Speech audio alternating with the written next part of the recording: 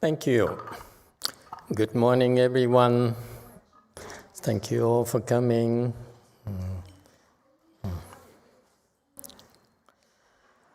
Let's see, what shall we talk about today? Anyone has any questions or comments? It looks like we survived the heat wave. 90 degrees here in Los Angeles.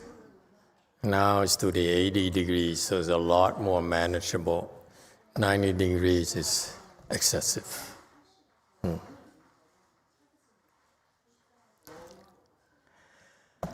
All right.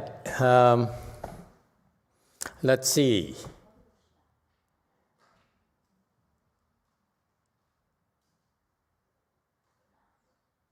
Is the world in California, at least, is becoming an EV world? Because the governor of California declared that by 2035, there will be no more new combustion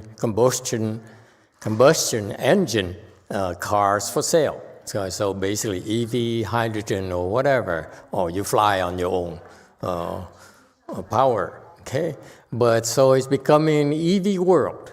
And so that's what, when I read that, the thought came to my mind. If it's in EV world, how are we going to survive? We are paranoid about range, yes? If you drive an electrical vehicle, you always worry about range, yes? How far you can drive, and in particular, how quickly you can recharge your battery. Right now, on average, it takes about 35 minutes or more to recharge your battery, yes? Unless you go to supercharger station where you can charge your car up. Right now, current technology takes about 20 minutes to get you up to 80% of your battery capacity. That's called a supercharger.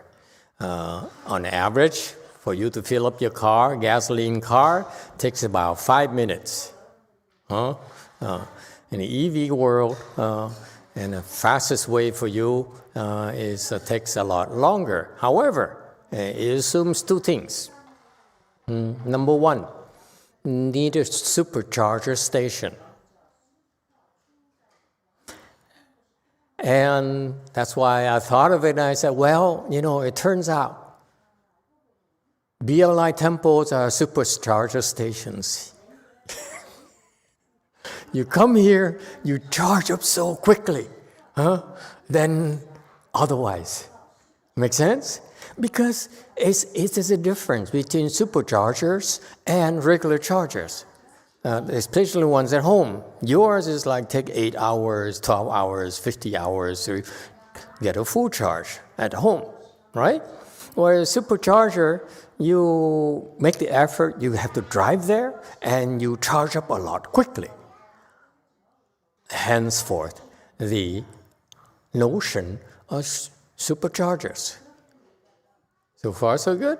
Okay, so we should know where the supercharging stations are, okay? And I assure you, you go to any station near BLI stations, it's all supercharger stations. Okay, just for your reference. Okay, thank you very much. Please control yourself. And what else is missing in the equation, Brady? 5.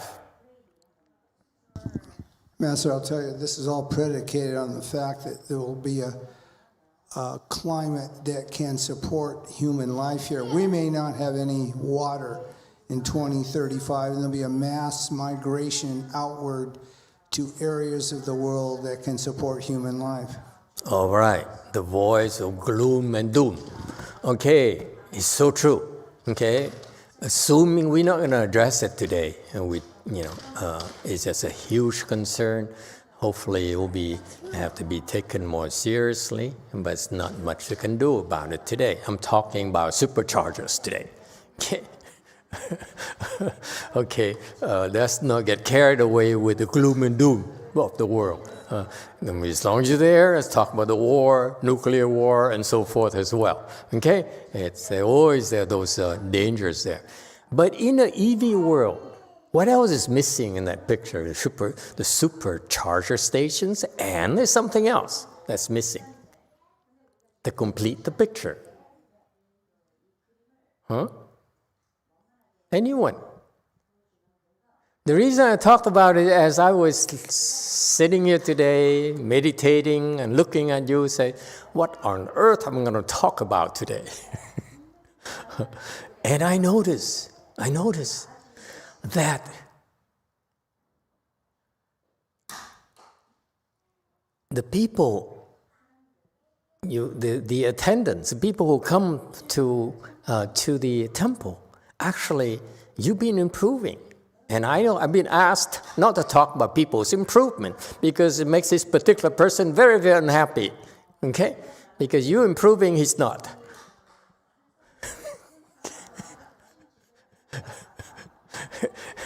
Okay? Whatever. Okay. But you've been improving. Especially makes me so happy that I've seen many of you for a long time, and all of a sudden now people started, they all of a sudden decided to come more regularly to the temple, and they're improving. It shows, okay? It shows. I can tell it pleases me to no end to see that, and every now and then I like to brag about it. It makes a difference when you're improving, and that's exactly the same thing happening in an EV world. In order for you to take advantage of the supercharger stations, if those of you who don't have Teslas and those, oh good Lord, Teslas, why would you drive a Tesla? Do you have a Tesla? Huh? Hey, you? Oh, good for you. Yeah, overpriced for the old technology. Okay. As a digression, I talked to some business people recently, and trying to enlist their services, and I was so disappointed because these people, they are doing good business, but they're not delivering. I came from that background, price performance. In our world, where I came from, you try to build a better mousetrap. You know what I mean? In the marketing world, better mousetrap. Okay, the mousetrap. It's old technology, and that's necessary. Without mousetraps, will be Brady will have another big problem to worry about besides climate change. Okay, lots of mouses, lots of mice. Okay. But anyway, so in a business world where I came from, you go into business with the objective of building a better mousetrap. That's, in a way, your contribution to society. Yes? You're offering something better for society at a better price performance. Yes? I'm very disappointed at such a business people that prey on small business people who don't know enough about business concepts, how to run businesses, and plenty of companies who thrive off your ignorance. Instead of helping you, they're helping themselves. To me, it's disgusting. I would not want to make a living by preying on other people's ignorance.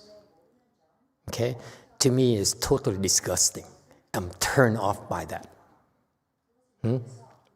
I want, all my entire life, I'm proud of the fact when I do something, it's to try to build a better mousetrap. Otherwise, there's no point in me doing it. Okay? It's called professional pride. I find it so disgusting, these people. They prey on other people's ignorance. Okay, and they make a great living doing that.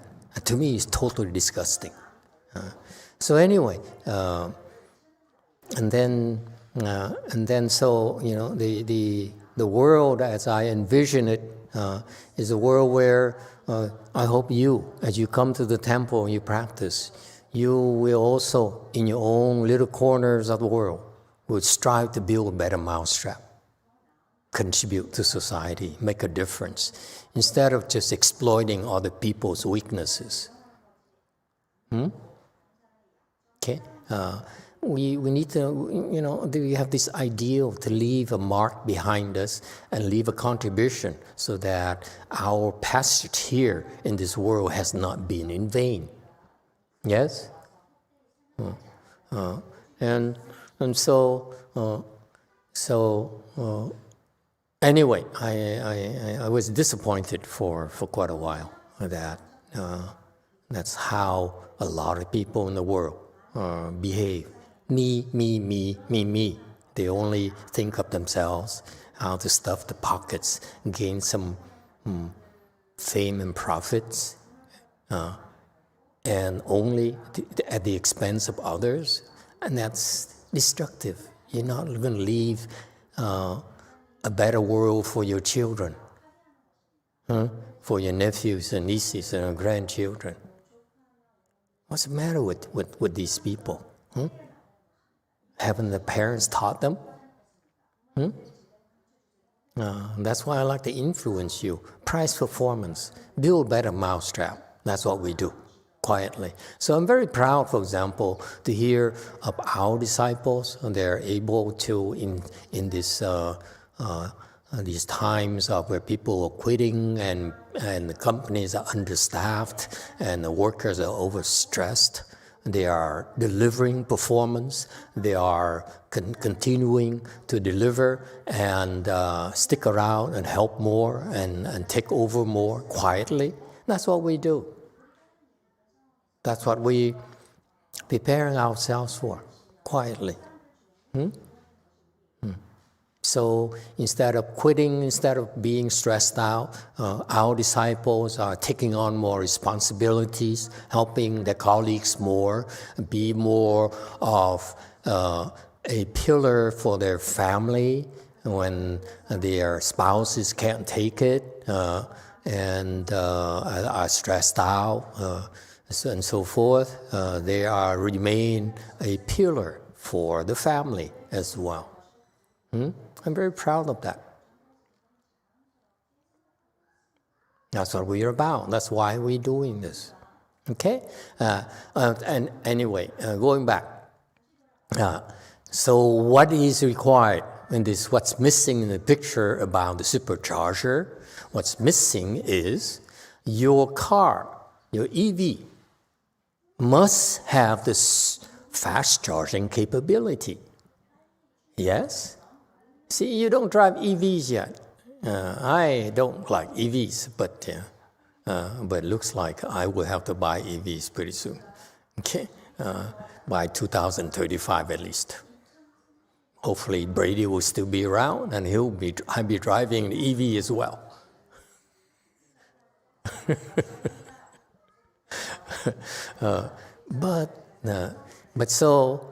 And again, the analogy is that how do you make yourself create a fast charging capacity?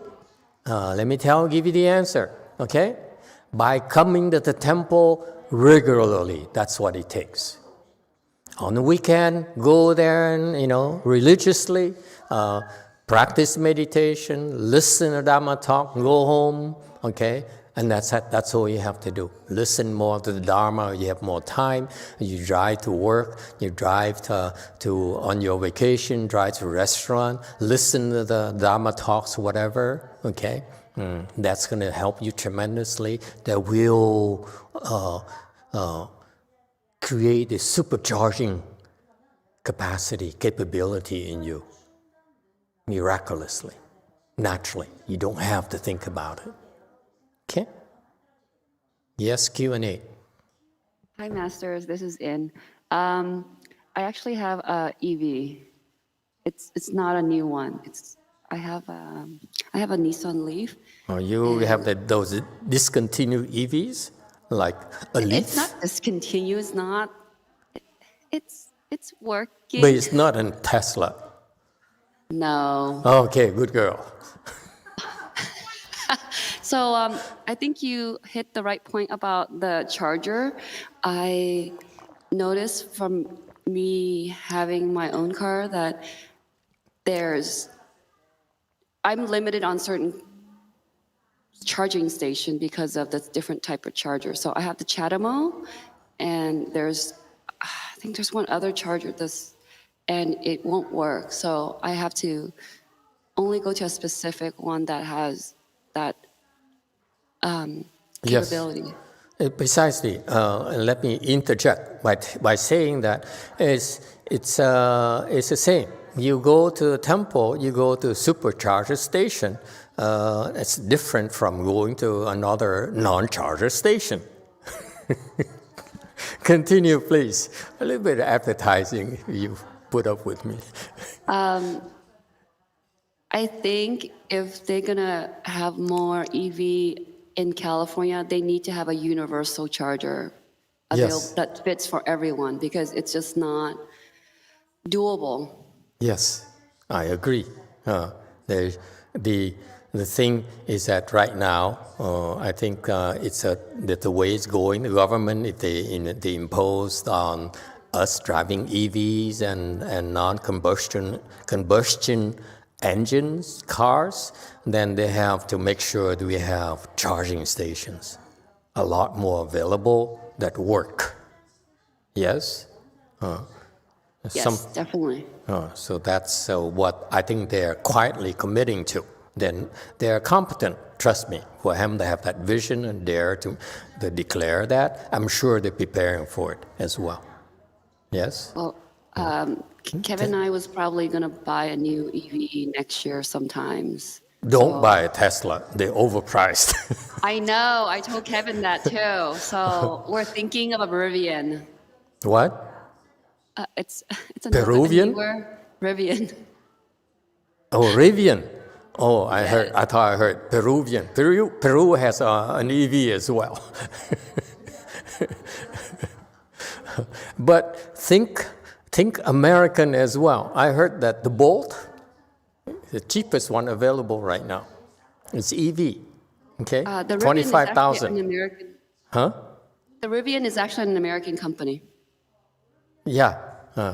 The Bolt, and again, I have no vested interest in the Bolt, but call me. But for $25,000, you get the tax rebate, and it's a decent car. And so I hope you be the first ones to buy it. I'm watching you and see how reliable it is. But now that we have San Jose and San Francisco, we need to go back and forth quite often. So we're considering an EV for our people as well. Yes, 4. From Yuanzhi, there's a company in San Diego called Aptera Motors where the car can also charge by solar. By solar, yes. Okay, all those things except for Tesla technology. Yes, 6. Master, there's an EV supercharger station in Coalinga Coalinga, only one? that I know of. Actually, there are quite a few supercharger stations up and down the Freeway 5. Okay, but the concept here, I need to warn you, I do not like to sit on top of these huge batteries for a long time. That's not good for you. We are magnetic creatures. Yes, that's how we orient ourselves. Your sense of orientation is from your magnetism. Okay? Your nature is magnetic. So that's how you have a sense of direction. Okay? And you sit on top of these huge EVs, batteries, they mess up your magnetism. That's why I don't like it. Personally, I do not like it. Okay, half an hour, 45 minutes, no problem. But longer than that, now you're talking about some potential damages. Okay, it's not meant for long distance driving. Okay, short distances is okay. Be careful about that. Okay, and do not trust Elon, those people who sell you about how great the EV is and it's no harm to you. It's all baloney. They don't know what they're talking about. In particular, Elon has been overselling his autonomous driving, charging you $10,000, $20,000 for it. It's a scam. Okay, Elon, cut it out. Shame on you. You'll never be able to achieve it. I'll tell you right now. Never, ever. Yes, 4. Don't buy into it. Don't waste your money and kill yourself. Risk your lives. Yes, 4. From Cordelia, Master, in the Heart Sutra, Master said we need to make offering to the Dharma to practice it. Please teach us how to make offerings to like 42 hands and eyes and the Vajra Sutra. Your coming to the temple is making offerings. Your mind is helping others make offerings. When you practice the 42 hands and eyes, you're making offerings. When you're practicing Chan, you are making offerings. Okay? You're practicing the Dharma as an offering. Okay? Don't worry about it. And naturally, we don't tell you about making offerings in general. It's because it happens naturally. You don't have to worry about it. Your mindset is that when you're there, naturally your heart opens up and say, okay, I like to help with this, I like to help with that. That's making offerings naturally. You don't have to be too preoccupied with that. Okay? And same thing on the outside. We shouldn't try to constantly pick your pocket and ask you to make more offerings, help with this, help with that. That's wrong from our part, especially from the monks and nuns who keep on thinking about ways to get you more involved and get more money out of you. That's what I call dirty-minded people. Okay? So please don't worry about it. You're practicing, you're doing it very well so far. Continue. That's good enough. Okay? All right. Any other questions and comments? 8. Master, about the magnetic field problem. So let's say you damage that. Is there a way for us to recover from it? Absolutely. You have to recover. You meditate. When you meditate, your magnetic field becomes stronger. Okay? When you're exposed to the other stronger magnetic field, you're going to be affected. That's simple as that. Okay? Don't worry. When you meditate, okay, that's one of the better ways that you can protect yourself against those batteries. In particular, the transmission line, power lines in our neighborhood, those are bad stuff. Stay away from them. Do not buy houses near them. They're bad news for you. You're going to have problems when you're pregnant. Your children have a hard time growing up. They're very, very bad for you. And, it's so obvious to me, and yet the engineers, the scientists, the government, politicians, no one brings it up because they suppress that kind of information, okay? Because they receive donation for such companies, okay? It's baloney.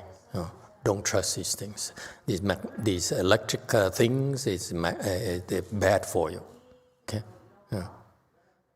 Yes, 6. Thank you, Master. If I still have to drive as much as I do, going up to Northern California, and let's say I end up having an EV car someday, yes. How can I protect myself? I mean, if I'm the only one in the car and I have to drive, what can I do? Would you consider flying?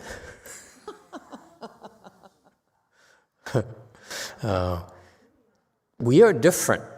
in that, remember the question earlier is about how do I protect myself against damages to my magnetic field? Your kung fu, your samadhi level is your best protection. Okay, the higher your skill level, the less likely that you'll be adversely affected. Okay, long-term effects, and the quicker you recover. So I would not worry about it. It's not the end of the world. Okay. However, I just need you to be aware of it, that you exposing yourself, your body to you damaging your bodies. So be careful. I do not like EVs in general, but if that's how it is, it's a necessary evil. We have to live with it. And the best protection is chant meditation. Period. Okay. Yes, 5. Oh, Master, I'm no materials engineer, but I believe that they could come up with some kind of insulation feature on the underneath of a EV that would insulate you. No? I Googled it, okay? I Googled it, and apparently it's not possible to put a shield around the magnetic field. Really? It's not possible. There's no materials. And if there's such materials, it's extremely expensive. It's unaffordable for the ordinary Joes like us. It's way beyond our range.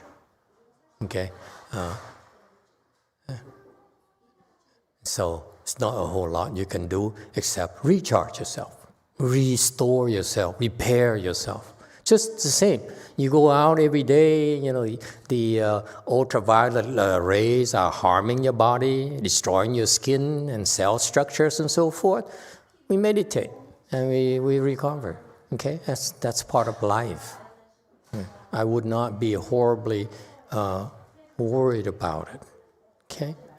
But be aware of it so that you know what it takes. You get on an EV, make sure you give yourself time to recover, to recharge. Okay? That's important. It's a necessary evil. To tell you the truth, I have a lot of disciples who have Priuses, and I do not want to get on a Prius even, let alone an EV. Prius is a smaller battery. Okay? I avoid those things when I can. Okay. All right. Any other questions? Yes. Number 2. Master, what if you're on a flight and then you're drained after a flight? Is it good to just meditate and that recharges you? Yes. When you get to a flight, sometimes you have no choice of neighbors. I'm told nowadays, in some airplane seats, you have to pay to have an aisle seat or window seat. Anyone? I heard of it recently. The airlines are charging us everything nowadays, surcharges and everything, as if they're not making enough money. But anyway, when you go in close proximity with people, that's when the drain is a lot faster. It's like you put 2 glasses together, okay, and you connect them, then it levels off. The water level levels off. Similarly, when you are near people, that's when there's a leveling of energy naturally. When you're near your child, it's a leveling of energy. If you need energy from a long days of work, and you go home and your child is full of energy, you hug her and you get some energy from her. That's a very quick way to recharge. Okay? Unless you meditate first before you hug your child, so that you are not taking energy from your child. Okay? Be aware of that. Okay? So you learn to meditate so that you are more aware of the energy level. You realize that just like we are like EVs, okay? We need, when we meditate, we are we are packing energy into our battery around your navel right there. Okay, that's what our battery is. Okay, it packs energy into it. Okay, and then throughout the day we utilize it. Okay, and it depletes it, and then we meditate and it recharges it. Okay, that's how it works with us as well. We are EVs as well. Yes, Q&A. Thank you, Master. The reason for me I haven't buy a electric car yet is because of the moral reason. Because I feel like, from what I know, to mine the lithium, in the third world country, there's a lot of children and poor people have to work like under very rough and really bad condition. And not only that, if the battery run out or something is wrong, we end up throwing it to the third world country too. So that's the main reason why. So I hope that they solve that problem before 2030. Yes, there's when you talk about that the EV technology, there are lots of problems there as well. Hopefully they'll work it out. They resolve these issues. There are new electric motors that have been shown on a small scale not to use those rare earth elements that the Chinese control. The Chinese have been buying into all sorts of mines in Colombia, in Peru, and everywhere, where they basically still control 60-70% of the supplies. And that's how it is. They're smarter than us. And therefore, they should profit from it. But their technology, they're being proven at a small scale. Small electric motors who do not need those rare earth elements, and they are increased in scale. Maybe, hopefully, in the future there will be electric motors that are good enough to drive cars without using rare earth elements, those special things. It's just a matter of time. Okay, we can figure it out ourselves. Yes, 8. Master, the EVs is the solution to global warming. That's what they try to solve. But the global warming has to do with karma. So all this thing that they're doing is, I don't know if it's going to work or not, right? Because the root cause is karma. If they want to solve it, wouldn't they solve at the root? Yeah, preferably we try to solve at the root, but the world doesn't believe in karma, so what are we going to do? There's so much you can do. Okay? We're in the Dharma ending age where the world is being destroyed gradually by the demons. That's the way it is, like it or not. We're going through the phase of decay right now. To the point where eventually the world will be destroyed. Okay, what we do in our little corners of the world is slowing down the process where we are. That's all we can do, and that's called. So that's the difference we're making. Look at how many of you are here practicing Chan, okay, and learning about being responsible and contributing and so forth. Okay. But it's an era of destruction, of decay. All we can do is slow it down. We cannot reverse it. Okay? That's the way it is. So that's why, as long as you still have a chance, try your best to make a difference. And then when your time is up, go to the Pure Land. That's it. Okay, that's the big picture. Okay, it's no point hanging on to this world here. This world here is coming to an end. Okay, after this life, go to the Pure Land. That's the best place possible for you. Okay, and that's where you can make a huge difference. We'll never suffer again. And help more. Okay? All right. Anyone else?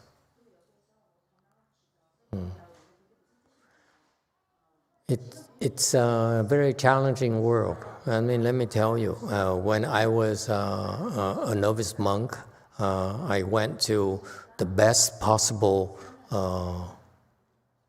temple, training-wise, in Master Hsien Hua's temples, because he has the technology, the know-how on how to train people, and not in terms of concept, but in terms of results. His disciples are accomplished people, Chan practitioners. Their Chan level is very, very high. Okay, but what I found when I joined that group of his disciples is I found them to be disappointing. Okay, in what sense? From where I came from a business world, if you talk to me like that, you will lose my interest very quickly. My point is that what we do here is a lot more involved than you think. My master, Master Hsien Hua, brought the Chan training technology, but he's Chinese. He doesn't really know how to train his disciples in contributing to society, the Western society, if you will. So it's never an emphasis on, to me, what's lacking in his Chan program is that it's not an emphasis on our responsibility to make a difference in the world because we want to leave a better world for our children, for our nephews and nieces and grandchildren. That's important to us. Yes, it's decaying. Yes, it's being destroyed, but we still want to try our best, okay, to help them. And it takes that kind of mindset in Mahayana to me to be true Mahayana. That's why I call them Hinayana Mahayana. Okay, it's because yes, they know how to meditate, they know how to cultivate, but they don't know, they're not trained to help others. And I'm seeing the same thing. My disciples, they get up there, got high level than they are, but they don't realize that it's not the end of the training. The training continues because they need to learn to work with others. Okay, my master, Master Hsien Hua, was able to build this thing that made a difference for people like me, my generation. Okay, but for my generation, but his disciples, my generation, they're not able to really work with others. That's really Hinayana mindset. Now, Hinayana people never learn how to work with others. And what you don't realize, I'm slowly and invisibly training you how to work with others. That's part of the training. Otherwise, it's not Mahayana. Okay? It shows. I judge his disciples by what kind of team they have around them. You cannot do everything yourself. You have to build a team to get it done. Where I came from is called management structure. You have to manage people, train managers, replace yourself, and so forth. You have to understand how to do it. Okay? If you want to make it happen, it has to be like that. Okay? And so that's why I saw it as part of the Chinese Chan will not thrive in our environment in the 21st centuries because they are ill-equipped to serve society. And in the Chinese style, in the Chinese Chan, they're there and society is supposed to serve them. Okay, they put on a pedestal when people come and worship and respect them. It's no longer the case in our era. We have to earn our way. Okay, we have to justify our existence and not expect to be and not feel entitled. Your generation is a generation of entitlement. You say, I'm entitled to this, I'm supposed to succeed, I'm supposed to have all these abilities. You told me I'm there. I'm supposed to have these abilities. Say, seriously? So how you get those abilities? You don't develop it yourself. I'm supposed to give them to you? Huh? Loser? So here's a problem, okay? You boys and girls may be higher levels than Master Hsuan Hua disciples, but you still cannot work together. Don't know how to work together. Okay? And you cannot go very far. You cannot have a far-reaching influence. You cannot make a big difference unless you build a team around you. New concept for you today. Team building. You have to learn to work with others. That's part of Chan as well. Learn to work with your children, learn to work with your spouses, learn to work with your neighbors, learn to work with your colleagues. Okay? That's Chan as well. Chan is not only by yourself. The Chan we're teaching you is engaged Chan. It's the 6 paramitas, the Chan of the 6 paramitas of giving, of morality, of patience, of vigor, of samadhi, of wisdom. Because of that, that's why you can go a lot further. If you don't have that vision, you'll be just like Master Hsuan Hua, the Chinese. Okay? They cannot get very far. Okay? That's my challenge to you. Open your mind, open your heart. Okay? We're doing this because we want to contribute. We want to help. We want to make a difference and try to make a difference and try and improve ourselves to make a bigger contribution. That's how we improve. Okay? We improve so that we can make a bigger difference. Can help more, build a better mousetrap, if you will.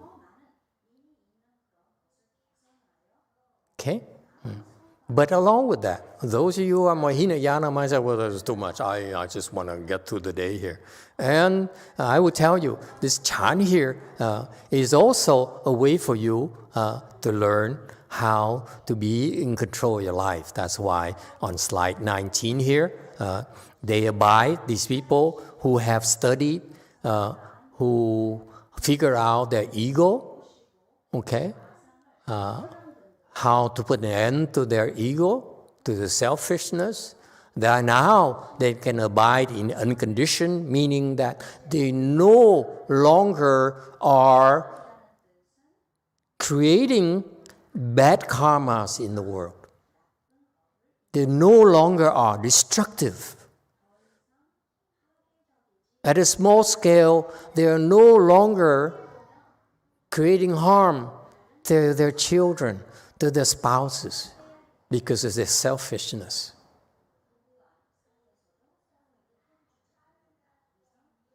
I want you to have this sense of moral responsibility.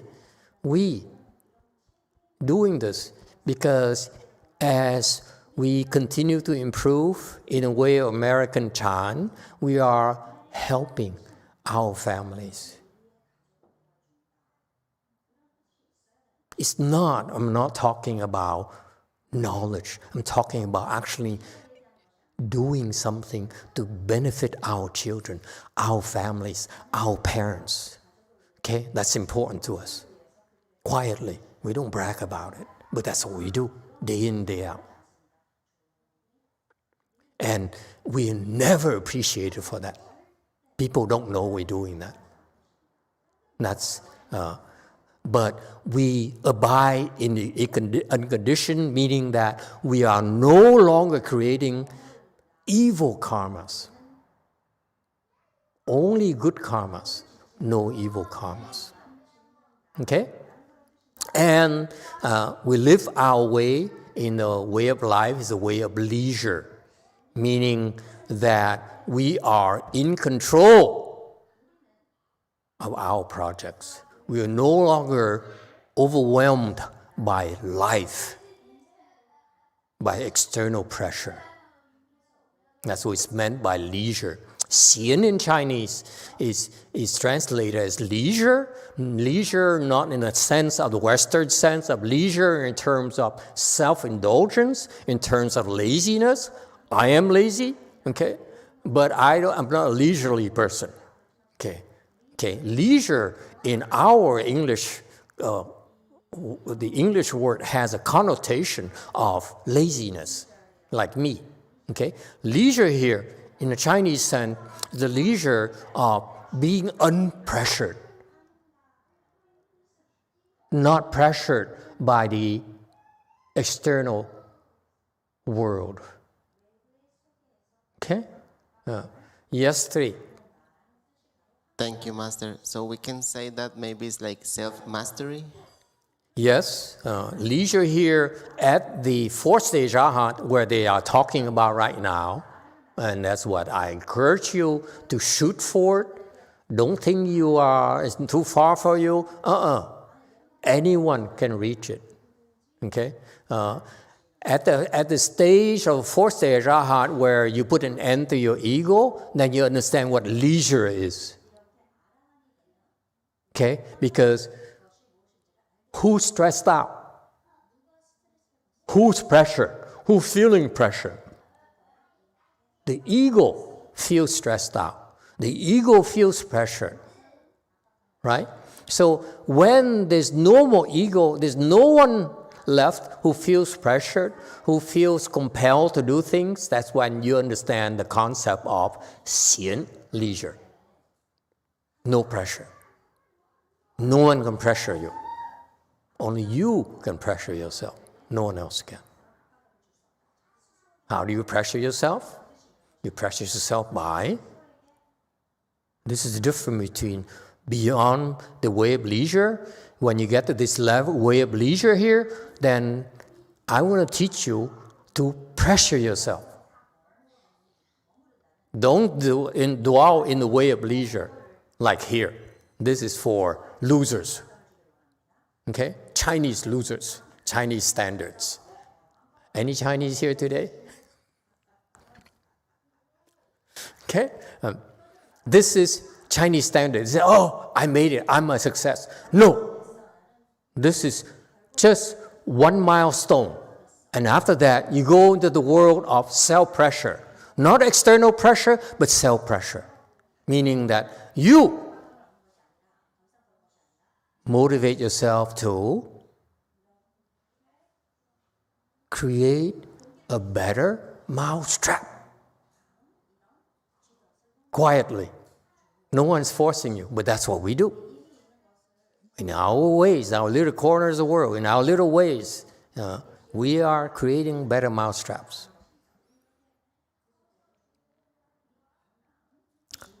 Yes, 6. Thank you, Master. I just have a comment in regards to the person who doesn't want to hear that other people are improving and so forth. Maybe it's just me, but it helps me to hear that other people are succeeding. It helps me strive to work harder. So I don't know how you can balance the two, but maybe somehow still let us know once in a while that we're improving, because it encourages us to keep going. Thank you. Okay. That's why I keep on talking about how many people are improving. It's because I know it helps you, it motivates you. Just because one loser feels that, he is entitled to improving more than others, that kind of nonsense. Go ahead, throw tantrums, see if I care. So let me go back to the concept of self-pressure here. The leisure here, okay, is that you are no longer pressured by the outside, but so that now you have the choice to go after your projects of interest. You see? So it doesn't stop here. Doesn't mean you live in leisure. Doesn't mean that you become irresponsible and say, "Oh, I am in control of my life. No one can pressure me. I can retire." Oh God, I don't see how people can retire. Only losers retire. Okay? Wait. Wasn't I planning on retiring soon? Yes, 8. When you explain this, it seemed like there's wisdom. The person who reached to this point have great wisdom as well. So with wisdom, they were able to navigate the environment, the setting, and they can do things more efficiently. So the leisure, is that part of the leisure description here? Not quite. I would not call these people having wisdom yet. My wisdom standard is a lot higher than that. Okay, this is Hinayana level wisdom, which I don't look at it as really wisdom. Okay, what I'm talking about is these people can no longer be pressured by you, by me, by anyone. They're that state. Okay, and now, so what do we do when you no longer feel the pressure? Now you have to learn to pressure yourself. Otherwise, you are a vegetable. You're useless to society. Okay, so what happens in our world, in Mahayana world, we bring you to this point where no one can pressure you. So you're in control of your life. Unlike at low levels,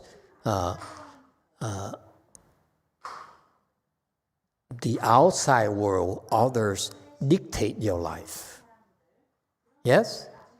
In this state here of the 4th stage Arhat, or a little bit higher on practical Buddhahood, no one can pressure them. And therefore, it is imperative that they have to commit to pressure themselves. How? Why? Because out of compassion, they have to remember where they came from, like us. They used to suffer. They used to be pressured. They used to be stressed out.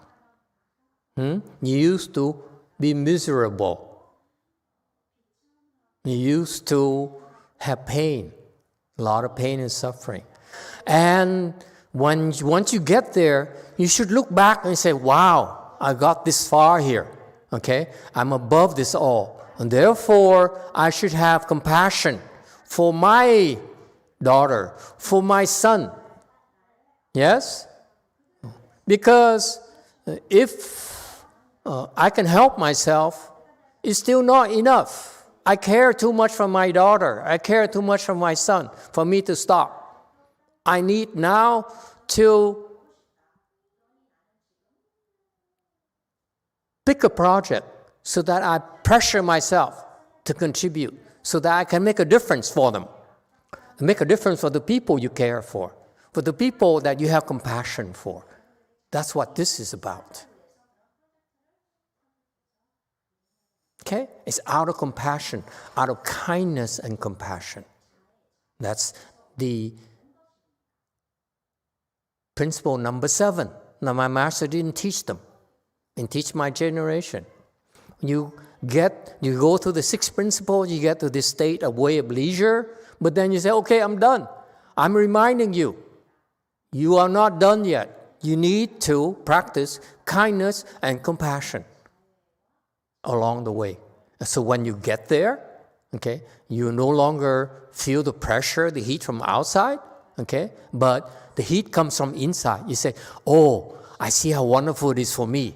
I want to make sure that the one I care for, the people I love and care for, can also experience this.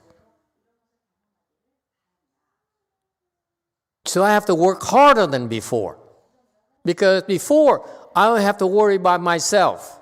Now I have to worry about my son, my daughter, my father, my mother, my ancestors. It's a lot more I need to help than just myself.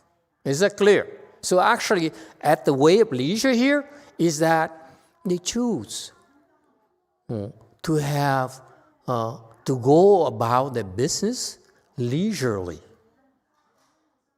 Okay? They no longer are compelled to do these things. However, they choose to exert themselves in order to help others, to make a difference.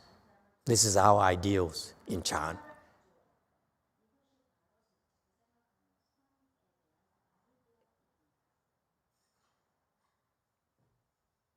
And high level, and I remind you, monks and nuns and lay people, high level, that's when you simply need to work better with others and do team building, acquire worldly knowledge.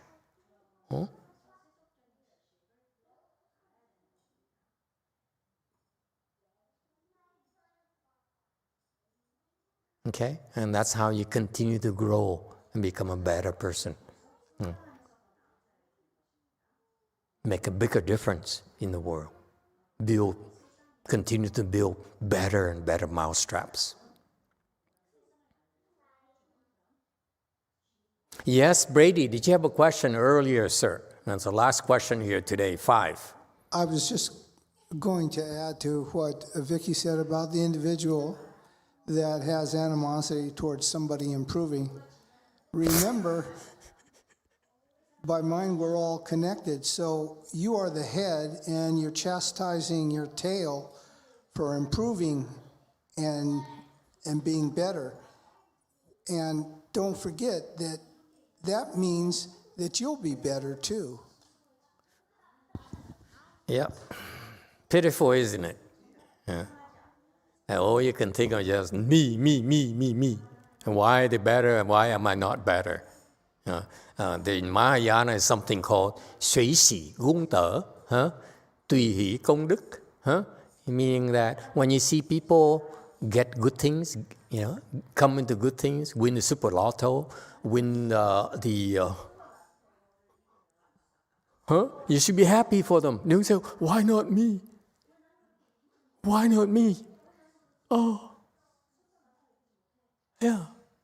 If good things happen to people, enjoy. This is, be happy for them. This is why I like it when it's hot here, people come, get up after they sit there, open the window, turn on the fan, make sure that people are comfortable and so forth. That's a mindset. Make a small difference in your little world. We're very humble. We're not trying to, change the world here. Just build a better mousetrap. That's all. Okay, help a little bit more. Well, we added. Yes, 3. Thank you, Master. I remember when you were explaining the 4, I don't remember, like the 4 noble truths, the kindness, compassion, joy, and renunciation from Master Shen Hua. You said that the only way we can kill that jealousy, that envy inside of us is by being joyful for others' accomplishment. Yeah, absolutely. But to be fair to this loser here, okay, who's envious and who's jealous and who's, why not me? Okay, you know why it happened? Mental sickness. Lots of it. That's why it's okay. Embrace these people. Okay, thank you everyone. Let's go have lunch.